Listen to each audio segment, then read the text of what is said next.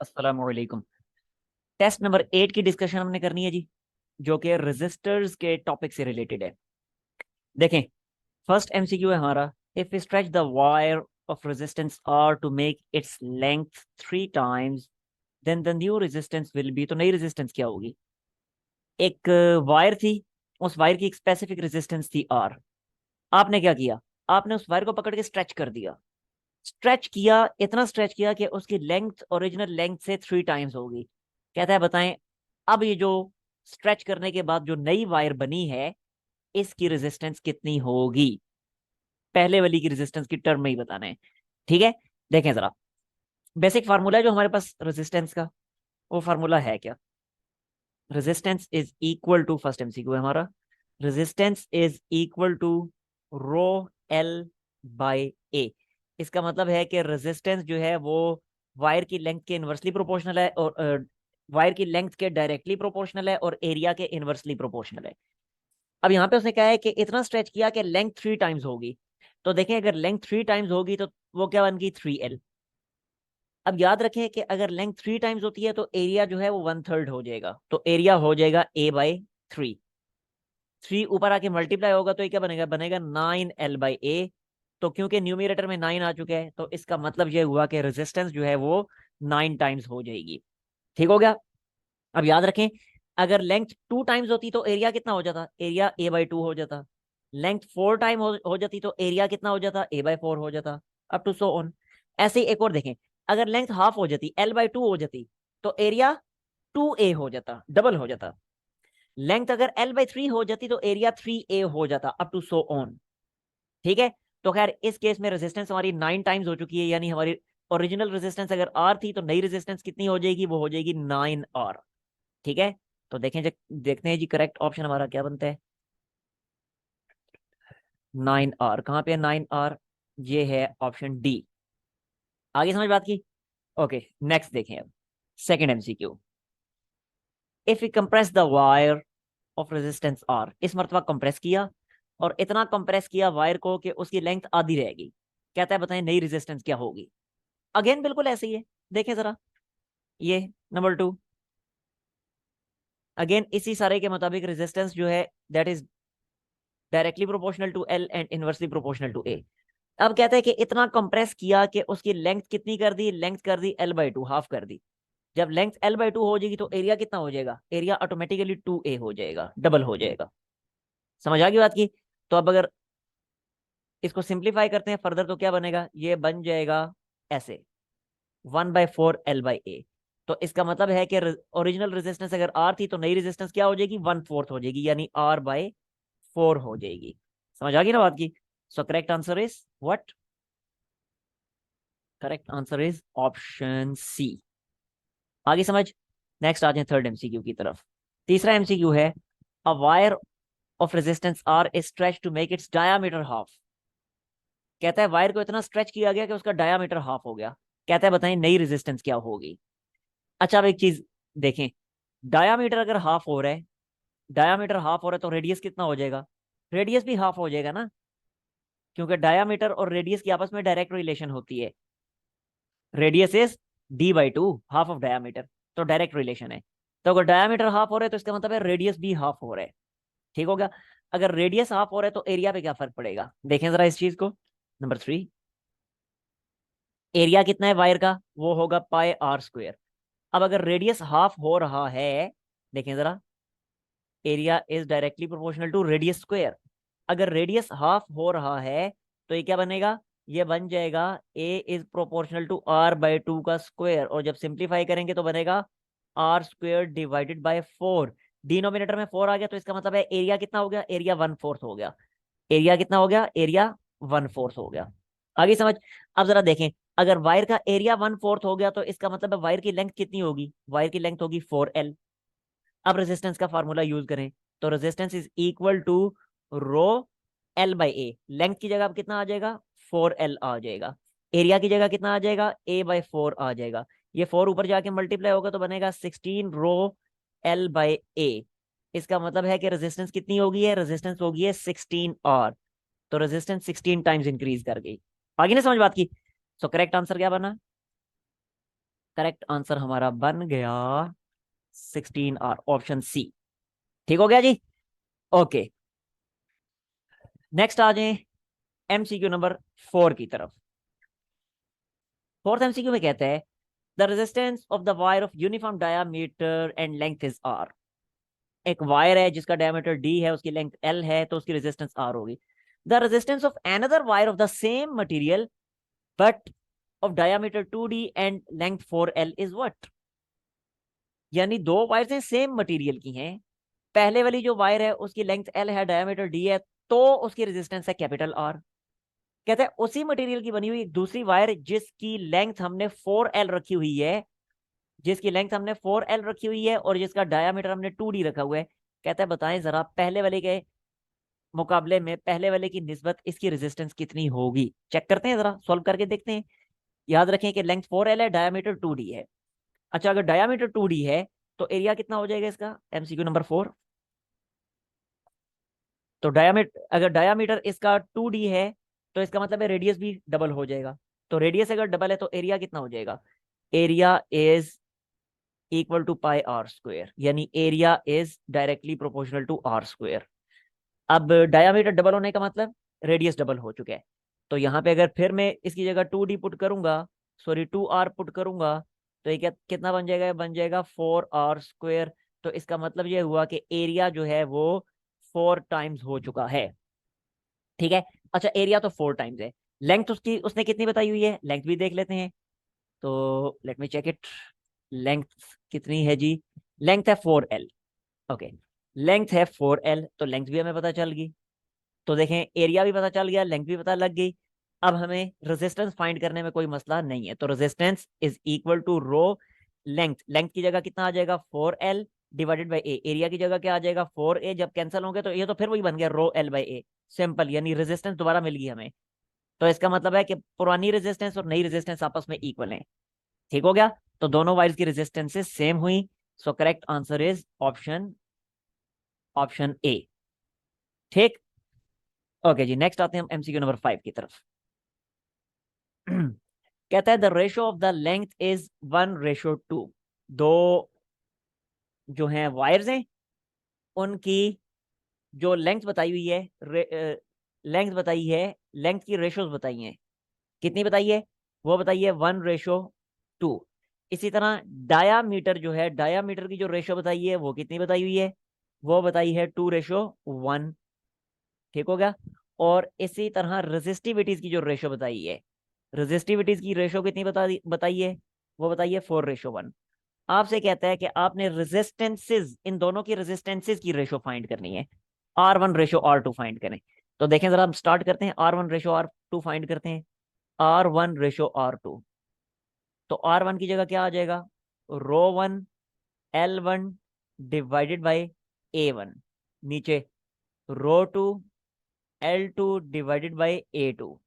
Further simplify करेंगे तो बनेगा रो 1 L1 A2 divided by rho 2 L2 A1। ठीक है।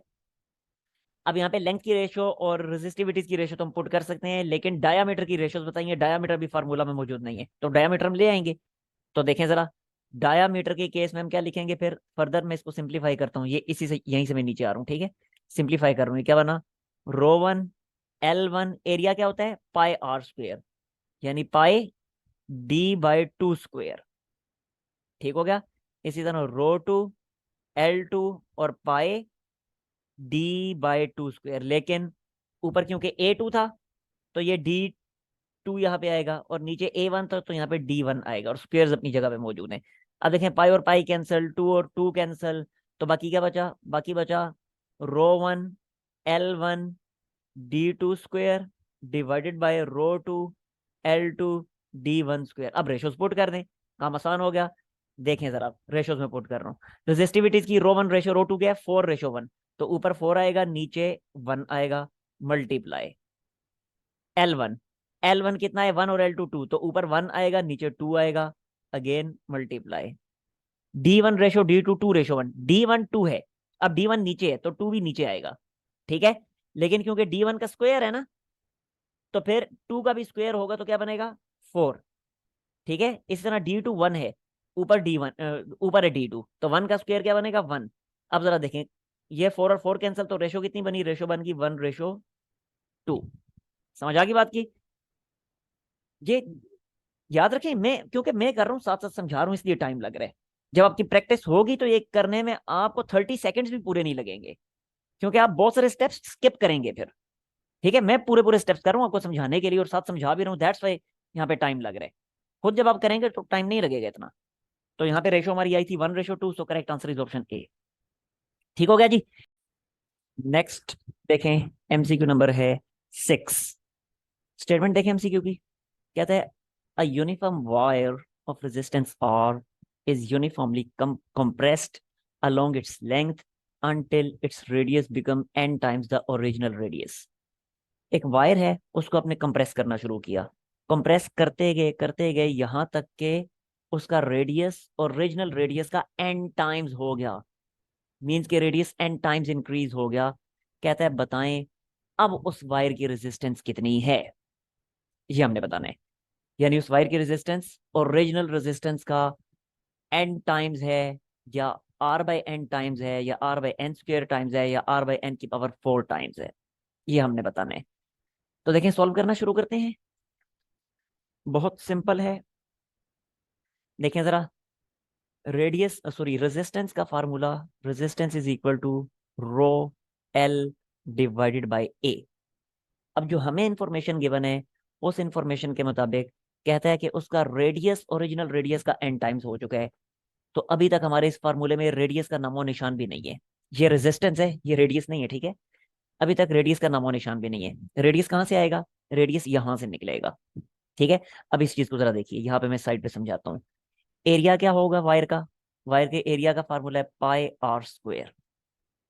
अब उसने कहा है कि रेडियस n टाइम्स हो चुका है, तो फिर new radius sorry new area क्या होगा, न्यू एरिया ये होगा पाए, और रेडियस क्योंकि n टाइम्स हो गया तो ये nr लिखा जाएगा, ठीक है। और होल स्क्वायर ऐसे ही। तो अब ये क्या बना, ये बन गया n² πr², n² πr², यानी n² टाइम्स a। मतलब एरिया जो है वो n² टाइम्स इंक्रीज हो चुका है। ठीक हो गया। अच्छा अब जरा देखें, हमें पता है कि एरिया अगर n² टाइम्स इंक्रीज हो चुका है, तो लेंथ जो होगी, लेंथ क्या होगी फिर, लेंथ n² टाइम्स डिक्रीज हो चुकी होगी, यानी new length will be equal to L/n²। आगे समझ बात की।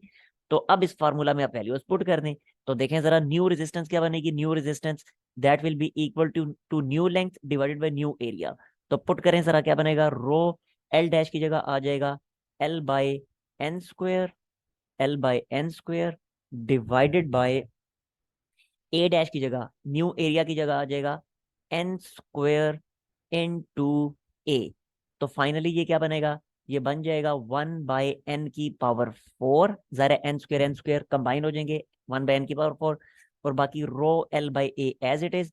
और रो L/a क्या है, वो तो रियलिटी में रेजिस्टेंस है, तो लिहाजा इसकी जगह दोबारा से रेजिस्टेंस हम ले आए, और नीचे वाला n⁴ एज इट इज। तो इसका मतलब है न्यू रेजिस्टेंस क्या होगी, R/n⁴। So correct answer is क्या बनेगा, correct answer is option R/n⁴, option D. This is the correct one. ठीक हो गया जी। ओके जी। कहता है एक वायर है, उस वायर की रेजिस्टेंस है 10 ओहम्स। इसको स्ट्रेच किया गया और इतना स्ट्रेच किया गया कि इस कितना 1/10, यानी इसकी ओरिजिनल लेंथ का 10th टाइम इसको स्ट्रेच कर दिया गया। ठीक हो गया। कहता है ये बताएं कि अब इसको स्ट्रेच करने के बाद इसकी रेजिस्टेंस कितनी होगी। देखें, सिंप्लीफाई करके पता चलेगा हमें। देखिएगा जरा इस चीज को। नंबर 7 कहता है कि 1/10 उसकी लेंथ इंक्रीज होगी, तो 1/10 ऑफ लेंथ कितना बनता है, ये बनता है 0.1 L, यानी लेंथ में इतना इजाफा हुआ। अब जो ओरिजिनल लेंथ थी वो कितनी थी, हाँ जी, ओरिजिनल लेंथ कितनी थी, जाहिर है ओरिजिनल लेंथ को तो स्मॉल एल का नाम दिया हुआ ना, ये थी ओरिजिनल लेंथ। तो अब नई लेंथ कितनी बनी है, इतनी बनी है। जाहिर है ओरिजिनल लेंथ में जितना इजाफा हुआ है इतना इजाफा हुआ है, इसको ऐड कर दें, इसको ऐड कर दें तो आपको पता चल जाएगा कि नई लेंथ इतनी बनी 1.1 L, यानी लेंथ जो है वो 1.1 टाइम्स इंक्रीज कर गई। ठीक हो गया। अब फिर मुझे ये बताइए, ये थी न्यू लेंथ, न्यू लेंथ, तो फिर न्यू एरिया क्या होगा? न्यू एरिया हमें पता है कि लेंथ अगर 2 टाइम्स इंक्रीज करे तो एरिया हाफ हो जाता है, लेंथ अगर 3 टाइम्स इंक्रीज करे तो एरिया A/3 हो जाता है, अप टू सो ऑन। अभी लेंथ 1.1 टाइम्स इंक्रीज कर रही है तो एरिया क्या हो जाएगा? A/1.1। एरिया कितना हो जाएगा? A/1.1, इतना हो गया एरिया। समझ आ गई ना बात की? अब जरा देखें रेजिस्टेंस क्या बनेगी। No, resistance is equal to rho length. कितनी है लेंथ? न्यू लेंथ कितनी आई है? 1.1 L, तो ये लिख दिया 1.1 L। एरिया कितना हो गया? A/1.1, A/1.1। अब ये 1.1 ऊपर आके इस वाले 1.1 से मल्टीप्लाई होगा, तो 1.1 मल्टीप्लाई 1.1 कितना होता है? 1.21। आसान है मल्टीप्लीकेशन, पॉइंट को इग्नोर करें तो 11 मल्टीप्लाई 11 कितना होता है? 121। और अगर पॉइंट को वापस दें तो ये आ जाएगा 1.21। ठीक है, तो 1.21 रो L बाई ए, और रो L बाई ए रेजिस्टेंस होती है, तो ये बन गया 1.21 ऑफ रेजिस्टेंस। ये आई नई रेजिस्टेंस। समझ आ गई बात की? लेकिन रेजिस्टेंस की, हमसे रेजिस्टेंस की वैल्यू पूछी है, आर के टर्म में आंसर नहीं पूछा। चारों ऑप्शंस उनकी स्पेसिफिक वैल्यूज हैं। रेजिस्टेंस की भी तो उसने स्पेसिफिक वैल्यू बताई है ना, 10 ओम, तो आर की जगह 10 पुट कर दें। तो लें जी, 1.21 को जब 10 से मल्टीप्लाई करेंगे तो आंसर कितना आएगा? आंसर आएगा 12.1। लें जी, बात ही खत्म हो गई। तो नई रेजिस्टेंस जो बनी 12.1 ओम। ठीक। तो ये देखें जी, 12.1 ohm, correct answer is option D. आगे ना समझ बात की? ओके, नेक्स्ट आते हैं हम एमसीक्यू नंबर 8 की तरफ। एमसीक्यू नंबर 8 है, if we double the radius of the wire.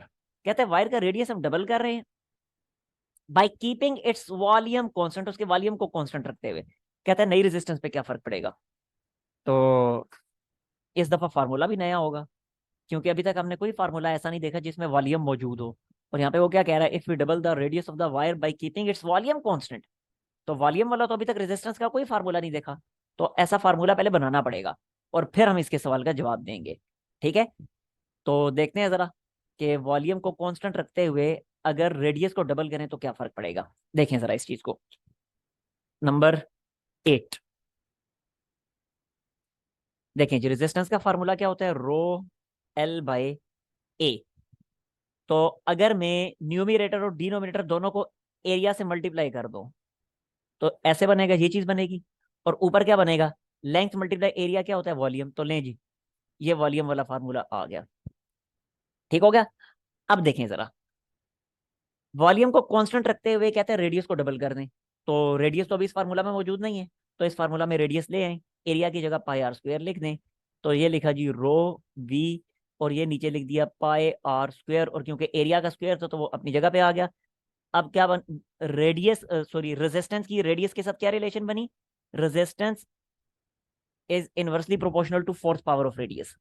अब बिल्कुल क्लियर है, अगर मैं रेडियस को डबल करता हूं तो रेडियस को डबल करने से इधर क्या लिखा जाएगा? 2r, पावर आ जाएगी 4, और 2 की पावर 4 क्या आएगा? 16। तो इसका मतलब यह हुआ कि रेजिस्टेंस 16 टाइम्स कम हो गई है, r/16 हो गई है। समझ आ गई बात की? तो लें भी, resistance is r/16, option C is the correct one. ठीक हो गया ना? ओके, अब चलते हैं एमसीक्यू नंबर 9 की तरफ। एमसीक्यू नंबर 9 देखें, कहता है अ मैन हैज 5 रजिस्टर। एक आदमी है, उसके पास कितनी टोटल 5 रजिस्टर्स हैं, और हर रजिस्टर की वैल्यू कितनी है? 1/5 ओहम। कहते हैं मिनिमम रेजिस्टेंस वो कितनी ऑब्टेन कर सकता है। याद रखें कि रेजिस्टर्स को जब सीरीज में कनेक्ट किया जाता है तो सीरीज में जो इक्विवेलेंट रेजिस्टेंस बनती है वो तमाम इंडिविजुअल रेजिस्टेंसेस से ज्यादा बनती है। इसका मतलब ये हुआ कि सीरीज में कनेक्ट करने से रेजिस्टेंस इंक्रीज कर जाती है, लेकिन जब उनको पैरेलल में कनेक्ट किया जाता है तो जो पैरेलल कॉम्बिनेशन का जो रिजल्ट है, जो इक्विवेलेंट रेजिस्टेंस है पैरेलल कॉम्बिनेशन की, वो हर इंडिविजुअल रेजिस्टेंस से कम होती है। मतलब ये हुआ कि पैरेलल में कनेक्ट करने से इक्विवेलेंट रेजिस्टेंस डिक्रीज हो जाएगी। अब अगर वो आपसे मिनिमम रेजिस्टेंस यहाँ पे मांग रहे हैं तो इसका मतलब है पैरेलल कॉम्बिनेशन की रेजिस्टेंस मांग रहे हैं। आई समझ? तो इन पांचों रेजिस्टेंस को पैरेलल में कनेक्ट करें तो पैरेलल कॉम्बिनेशन में आपको पता है, और सारी हैं भी आइडेंटिकल, तो जब सारी आइडेंटिकल हैं तो आइडेंटिकल रेजिस्टेंस पैरेलल कॉम्बिनेशन का ये फार्मूला होता है, क्या, R by N, where N is total number of resistance. ठीक है, ये किसके लिए, ये पैरेलल कॉम्बिनेशन के लिए। और सीरीज कॉम्बिनेशन के लिए क्या होता है, सीरीज कॉम्बिनेशन में अगर N रेजिस्टेंसेज हैं तो ये हो जाएगा NR, ये आइडेंटिकल, ठीक है, ये दोनों आइडेंटिकल के फार्मूलाज हैं, ये है सीरीज का। तो ये सीरीज और पैरेलल कॉम्बिनेशन के आइडेंटिकल रेजिस्टर्स के फार्मूलाज आ गए। अब जरा देखें, अब क्योंकि मिनिमम रेजिस्टेंस उसने हमसे मांगी है तो इसका मतलब है पैरेलल कॉम्बिनेशन की रेजिस्टेंस हमसे मांग रहा है। तो देखें वैल्यूज पुट कर दें, और हर रेजिस्टेंस 1/5 ओम की है तो ये लिख दिया 1/5। टोटल नंबर ऑफ रेजिस्टेंसेज हैं 5, तो n की जगह 5 आ गया। तो इक्विवेलेंट रेजिस्टेंस कितनी बनेगी, 1/25 ओम। तो ये मिनिमम रेजिस्टेंस ऑब्टेन की जा सकती है। अगर आपसे मैक्सिमम रेजिस्टेंस मांग लेता कितनी ऑब्टेन की जा सकती है, तो इसे ही देख लें, तो वो कितनी होती, n, टोटल 5 रेजिस्टेंसेज हैं और हर रेजिस्टेंस 1/5 ओम की है, तो कैंसिलेशन के बाद 1 ओम आंसर आता। समझ आ गई बात की। लेकिन खैर यहाँ पे हमसे क्योंकि मिनिमम मांगी हुई थी तो मिनिमम 125 है, मैक्सिमम मांगी होती तो 1 होती, ठीक है ना। तो यहाँ पे करेक्ट आंसर क्या बना, 1/125, it is option B, that's it. आगे ना समझ बात की। ओके जी, ये था एमसीक्यू नंबर 9। अब आते हैं एमसीक्यू नंबर 10 की तरफ। कहता है the resistance of the wire is R, एक वायर की रेजिस्टेंस है R, it is cut into 4 equal parts and all the resistors are bundled side by side. Side by side का मतलब उनको पैरेलल में कनेक्ट कर दिया गया है। कहता है बताएं इक्विवेलेंट रेजिस्टेंस क्या बनेगी। तो बहुत आसान, ओरिजिनल रेजिस्टेंस आर थी, 4 इक्वल पार्ट्स में उसको डिवाइड कर दिया। अच्छा, जब 4 इक्वल पार्ट्स में डिवाइड कर दिया तो हर एक की रेजिस्टेंस कितनी कितनी बनी, हर एक की रेजिस्टेंस बनी R/4। जरा ओरिजिनल R थी, 4 पार्ट्स में डिवाइड कर दिया तो हर एक की R/4। टोटल रेजिस्टेंसेस कितनी है, टोटल रेजिस्टेंसेस बनी 4। कनेक्ट इनको करना है पैरेलल में, हैं ये सारी की सारी आइडेंटिकल, सब की वैल्यू R/4 है। तो फिर यही वाला फार्मूला ये अभी जो यूज किया था, ठीक है, आइडेंटिकल के लिए पैरेलल कॉम्बिनेशन का ये फार्मूला। तो क्या बनेगा ये, R equivalent that will be equal to, resistance ऊपर लिखनी है, टोटल नंबर ऑफ रेजिस्टेंसेज नीचे लिखनी है, तो ये बन गया R/16। तो टोटल रेजिस्टेंस हो जाएगी R/16। सो करेक्ट आंसर हमारे पास क्या बना, that is option option A. ठीक हो गया ना। ओके जी, ये था एमसीक्यू नंबर 10। अब चलते हैं हम एमसीक्यू नंबर 11 की तरफ। तो देखें जी एमसीक्यू नंबर 11 में क्या कहता है वो। एमसीक्यू नंबर 11 में कहता है कि 3 रेजिस्टेंसेज हैं, हर एक रेजिस्टेंस 4-4 ओम की है, इनको ट्रायंगल की फॉर्म में कनेक्ट किया गया है। कहता है जरा ये तो बताएं कि ट्रायंगल के 2 टर्मिनल्स के दरमियान रेजिस्टेंस कितनी होगी। हर रेजिस्टेंस 4-4 ओम ओम की है, याद रखना है। देखें जरा इस चीज को भी, एमसीक्यू नंबर 11 देखें। ये एक रेजिस्टेंस आ गई, ये दूसरी रेजिस्टेंस आ गई, और ये तीसरी रेजिस्टेंस आ गई। ट्रायंगल बन गई। कहता है ट्रायंगल के कोई से भी 2 टर्मिनल्स के दरमियान रेजिस्टेंस कितनी होगी। हम ये वाले 2 टर्मिनल्स दे देते हैं, ये वाला और ये वाला। यानी यहां से करंट आएगा इस तरफ और यहां से करंट वापस चला जाएगा। अब जरा देखें, यहां पे जब करंट पहुंचेगा तो करंट डिवाइड होगा, कुछ करंट इधर आ जाएगा और कुछ करंट ऊपर जाएगा। जो ऊपर जाएगा, जो करंट इस रेजिस्टर से गुजरेगा वही इसमें से भी गुजरेगा। तो क्योंकि दोनों का करंट सेम है तो इसका मतलब है ये दोनों तो हुई सीरीज में, ठीक है। तो जब ये दोनों सीरीज में हुई तो 4+4, जरा सीरीज का फार्मूला लगेगा, 4+4 कितना हो जाएगा, 8 हो जाएगा। और फिर इन दोनों का जो कलेक्टिव कॉम्बिनेशन होगा वो इसके साथ पैरेलल में होगा। आई समझ बात की। तो देखें जरा, नई फॉर्म फिर ये बनेगी, ये देखें जरा, इन दोनों की कलेक्टिव कॉम्बिनेशन बनी 8 ओहम, वो मैंने ये लिख दी।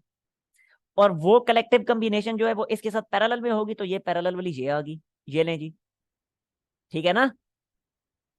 ले, तो ये नीचे वाली कितनी थी, जरा नीचे वाली 4 ओहम की थी, क्योंकि सारी 4-4 ओहम की थी ना।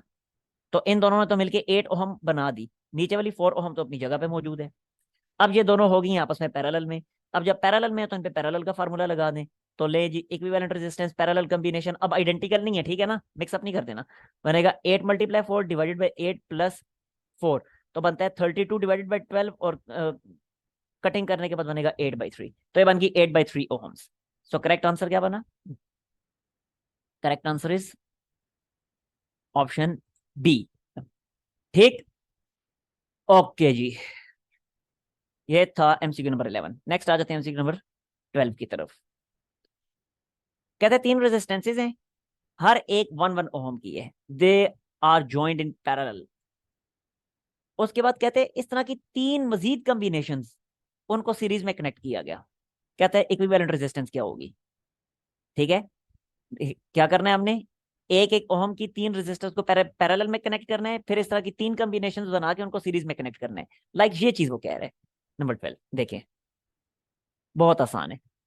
ये 1 2 3, ये तीनों पैरेलल में कनेक्ट की और तीनों कितने कितने ओहम की हैं, 1 ओहम की, 1 1 1। इस कहता है अब इस तरह की 3 कॉम्बिनेशंस बनाए। तो लें जी, एक दूसरी कॉम्बिनेशन ये बन गई, ये और ये।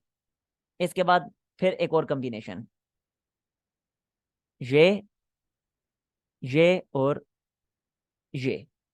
कहता है अब ये तीनों कॉम्बिनेशंस आपस में सीरीज में कनेक्टेड हैं। तो लें जी, ये सीरीज में कनेक्ट होगी।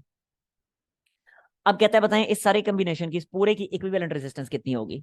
तो बहुत आसान ना, देखें ये तीनों पैरेलल में है ना, तो जब ये तीनों पैरेलल में है तो सिर्फ इतने वाली की रेजिस्टेंस देखें, सिर्फ इतने वाली की रेजिस्टेंस क्या बनेगी। क्योंकि आइडेंटिकल रेजिस्टर्स हैं तो रेजिस्टेंस की वैल्यू ऊपर लिखी, टोटल नंबर ऑफ रेजिस्टेंस नीचे लिखी। इसी तरह फिर इसको देखें, ये भी 1/3 बनेगी। इसी तरह इसको देखें, ये भी 1/3 बनेगी। अब देखें ये पूरे का पूरा 1/3, ये पूरा 1/3, ये पूरा 1/3, और तीनों सीरीज में। तो तीनों पे जब सीरीज का फार्मूला लगेंगे तो इसका मतलब है तीनों ऐड हो जाएंगे, तो 1/3 प्लस 1/3 प्लस 1/3, आंसर क्या आया 1। तो पूरी कॉम्बिनेशन की रेजिस्टेंस बनी 1 ओहम। आगे समझ। तो करेक्ट आंसर क्या बना, correct answer is option C. ठीक, ओके जी। नेक्स्ट आ जाते हैं हम एमसीक्यू नंबर 13 की तरफ। एमसीक्यू नंबर 13 में कहते हैं कि n number of equal resistors are first connected in series and then in parallel. The ratio of equivalent of series to parallel. Series और पैरेलल की इक्विवेलेंट रेजिस्टेंसेस जो बनती है उनकी रेशियो क्या होगी, सीरीज टू पैरेलल। ठीक है, रेजिस्टेंसेस कितनी है n, और सारी की सारी इक्वल हैं, आइडेंटिकल रेजिस्टर्स हैं। तो इनको पहले सीरीज में करें और फिर पैरेलल में करें। तो ये तो अभी मैं आपको थोड़ी देर पहले बता चुका हूं, देखें जरा, ये देखें। अगर आइडेंटिकल रेजिस्टर्स हैं तो उनकी पैरेलल कॉम्बिनेशन का formula, total number of resistors को, सॉरी, ओरिजिनल रेजिस्टर को टोटल नंबर ऑफ रेजिस्टर से डिवाइड कर दें, ये पैरेलल कॉम्बिनेशन की रेजिस्टर आ जाएगी। इसी तरह अगर वो आइडेंटिकल रेजिस्टर सीरीज में है तो अब क्या होगा, अब एनआर होगा। ठीक हो गया, यानी एक रेजिस्टर को टोटल नंबर ऑफ रेजिस्टर से मल्टीप्लाई कर दें। अब आपने इनकी रेशियो फाइंड करनी है, सीरीज टू पैरेलल कह रहे हैं। ठीक है, सीरीज टू पैरेलल। तो देखें सीरीज वाली क्या है, N R, divided by parallel वाली क्या है, आर बाई एन। कैंसल होंगे तो ये क्या बनेगा, ये बनेगा एन स्क्वायर रेशियो 1, या फिर सिर्फ एन स्क्वायर भी कहा जा सकता है। ठीक हो गया, तो ये रेशियो बनी। बट मैं फिर कह रहा हूं, बार बार मैं कह रहा हूं ये बात, ऊपर काफी सारे एमसीक्यू से ये चीज चल रही है, बार बार कह रहा हूं, याद रखें कि ये जो फार्मूलाज हैं पैरेलल और सीरीज के, ये आइडेंटिकल रेजिस्टर्स के लिए हैं। अगर रेजिस्टर्स आइडेंटिकल नहीं है तो फिर ये फार्मूलाज नहीं है, मिक्सअप नहीं कर देना। तो खैर यहाँ पे रेशियो बनी N square, N square. Correct answer is option C. आगे ना समझ बात की। अब आ जाए नंबर 14 की तरफ। कहता है एक वायर है, उसको कट किया गया है एन इक्वल पार्ट्स में। उसके बाद these parts are then connected in parallel. तो बताएं इक्विवेलेंट रेजिस्टेंस क्या होगी उस कॉम्बिनेशन की। तो देखें वायर के रेजिस्टेंस आ रहा है और एन पार्ट्स में उसको कट कर दिया गया। तो जब एन पार्ट्स में उस वायर को कट किया गया तो हर पार्ट की रेजिस्टेंस कितनी हुई, हर पार्ट की रेजिस्टेंस होगी R by N. Total parts कितने बने, टोटल पार्ट्स बने एन। इक्विवेलेंट रेजिस्टेंस फिर कितनी बनेगी, तो देखें जरा, हमें पता है कि जब रेजिस्टर्स आइडेंटिकल हों और पैरेलल में हो तो कैसे फाइंड करते हैं इक्विवेलेंट रेजिस्टेंस, एक रेजिस्टेंस को एक रेजिस्टेंस को डिवाइड कर देते हैं टोटल नंबर ऑफ रेजिस्टेंसेस से। तो ये क्या बन जाएगी, ये बन जाएगी आर बाई एन स्क्वायर। तो ये नई रेजिस्टेंस आई आर बाई एन स्क्वायर। ठीक, so correct answer is what, R by N square. Correct answer is option D. ठीक हो गया। नेक्स्ट देखिए जी, नंबर 15। अब वायर ऑफ रेजिस्टेंस, एक वायर है उसकी रेजिस्टेंस आर है, उसको बेंड करके सर्कल बना दिए। Now the resistance between the two ends of diameter. अब डायामीटर के दो एंड्स के दरमियान क्या रेजिस्टेंस होगी ये बताएं। देखें बहुत आसान, नंबर 15 ये देखें जी, ये है वो ओरिजिनल वायर, उसको सर्कल की फॉर्म में बेंड कर दिया गया, ये इसका डायामीटर है। अब डायामीटर के इन दोनों एंड्स के दरमियान कितनी रेजिस्टेंस होगी। देखें बड़ी सिंपल सी बात है, ओरिजिनल रेजिस्टेंस इसकी आर थी ना, तो अपर हाफ की रेजिस्टेंस अब कितनी रह जाएगी, R/2। लोअर हाफ की रेजिस्टेंस कितनी रह जाएगी, R/2। और देखें करंट आ रहा है यहां से इधर, और यहां से करंट अवे जा रहा है, तो बिल्कुल क्लियर हो गया ना कि ये दोनों रेजिस्टेंस R/2 और R/2 आपस में पैरेलल में है। तो जब ये दोनों रेजिस्टर्स आपस में पैरेलल में है तो अब इक्विवेलेंट रेजिस्टेंस क्या होगी, नाउ इक्विवेलेंट रेजिस्टेंस, और दोनों हैं भी आइडेंटिकल, तो आइडेंटिकल आइडेंटिकल का फार्मूला लगा दें पैरेलल कॉम्बिनेशन के लिए। फार्मूला क्या है, वो है कोई एक रेजिस्टेंस ऊपर लिखें, टोटल नंबर ऑफ रेजिस्टेंस नीचे लिखें। तो टोटल कितनी रेजिस्टेंस बन रही है, एक और दो, दो बन रही हैं, तो लें भी इक्विवेलेंट रेजिस्टेंस आ गई R/4। So correct answer is, क्या बना correct answer, correct answer is R/4 option A. ठीक हो गया, ये था 15th MCQ। लास्ट MCQ की तरफ आते हैं, नंबर 16। कहते हैं एक वायर है, उस वायर की है रेजिस्टेंस R, उसको बेंड करके स्क्वायर बना दिया गया। कहता जरा ये तो बताएं resistance between two opposite vertices, तो दो ऑपोजिट वर्टिसेस के दरमियान रेजिस्टेंस क्या होगी। ठीक होगा, तो देखें जरा नंबर 16, ये बेंड किया और बेंड करके इसको बना दिया स्क्वायर। और ओरिजिनल रेजिस्टेंस इसकी कितनी थी, ओरिजिनल रेजिस्टेंस इसकी थी R, तो इसका मतलब है उस R रेजिस्टेंस को चार पार्ट्स में डिवाइड कर दिया, तो ये वाली भी R/4, ये वाली भी R/4, नीचे वाली भी R/4, और ऊपर वाली भी R/4। कहते हैं इसके दो ऑपोजिट वर्टिसेस के दरमियान रेजिस्टेंस कितनी होगी। तो ये दो ऑपोजिट वर्टिसेस हैं, एक ये वाला और एक ये वाला, यहां से करंट आ रहा है और वहां से करंट जा रहा है।